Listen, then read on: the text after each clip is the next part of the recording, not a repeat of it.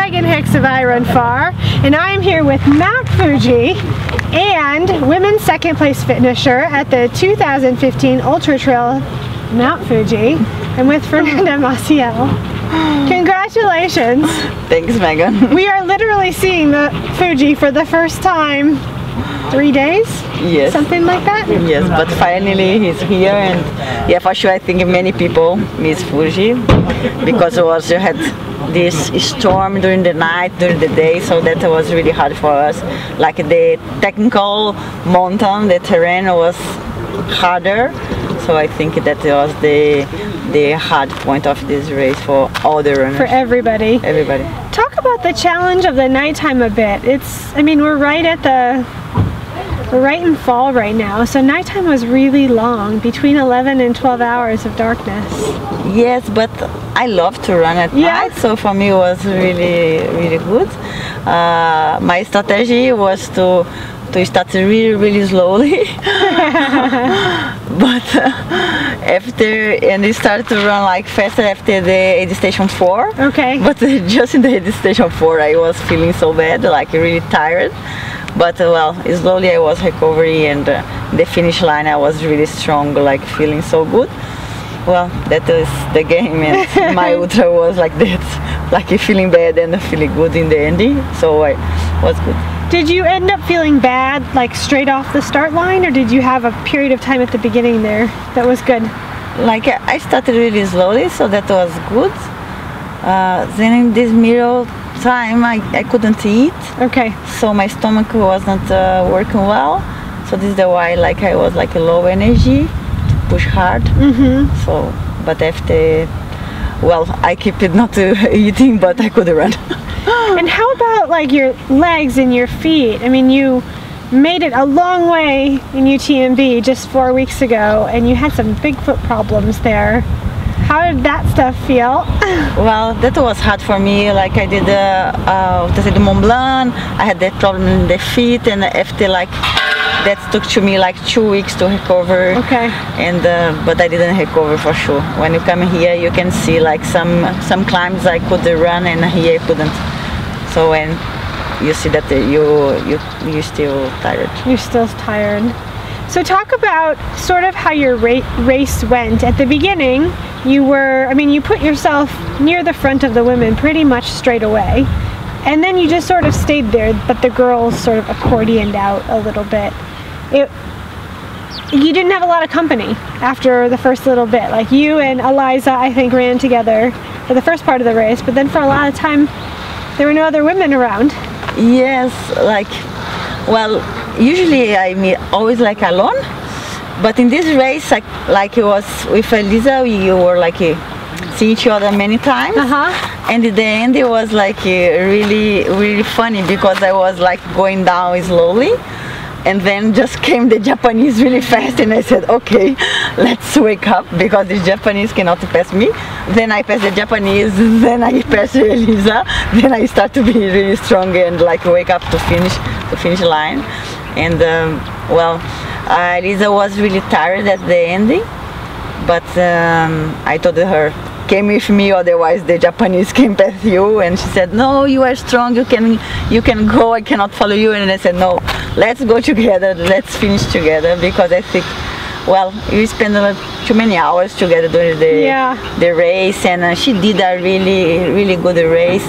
So it was really nice to share in this moment, so special for me and also for her.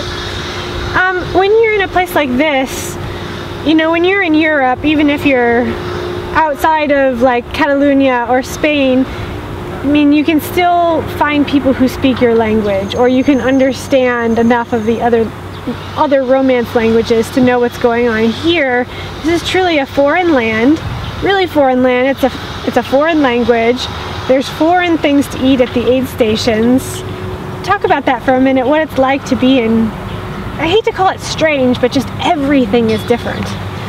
Yes, everything is different.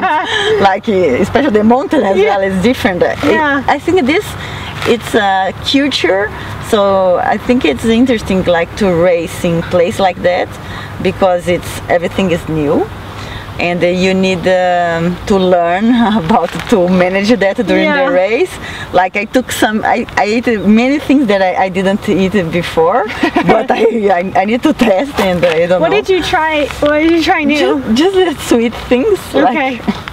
Well, I need some sugar, and it looked like I made like strawberry sugar. And I said yes. Okay. And that was funny. Like I shared some moments with some Japanese. Hota was a Japanese, his name, and he spent with me like 2 or 3 hours running, and it was an amazing company. And yeah, he couldn't speak too much English, but well, it was good to have him beside me, like just like motivate myself to keep running up during all along uphill. The mountains here, I've heard a couple people say in the last day that they're just different. Like they're super technical, but they're also slippery. Like in addition to the fact that it was wet out there because of the storm, but they were just different. How are they different? It's different because it's technical, and some places look like a creek. Okay. So it's like you call like aéreo, like it's dangerous as well, because if you slip you can die. Yeah. And but remember me some forest in Brazil.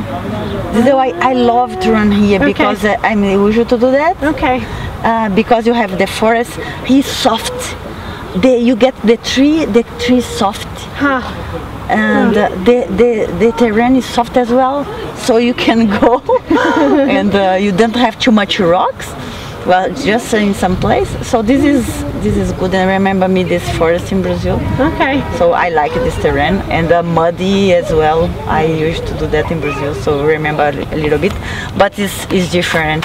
Here in this race you have a big part that is on the road. Then when you get to the mountain, you need really to climb with your hands as well. You see here lots of like it look like a vertical race. You need to go with the hands and also the legs. Wow. This mountain is an icon. I mean, people pilgrimage to it here in Japan to experience it. We didn't see it for all the time, like the day before the race, the 2 days of the race. We're just seeing it now. You probably came here to race in part to be at this mountain. Was it hard to like, because the most of the rain came like literally before the race started. There wasn't a ton of rain during the race, but it was, the clouds were so close the entire time you were in the clouds.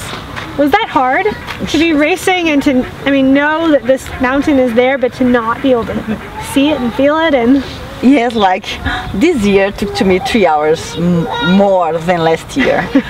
So that can explain a little bit, because when you have the Fuji and it's so good weather, I think it's just like you keep moving and easy moving.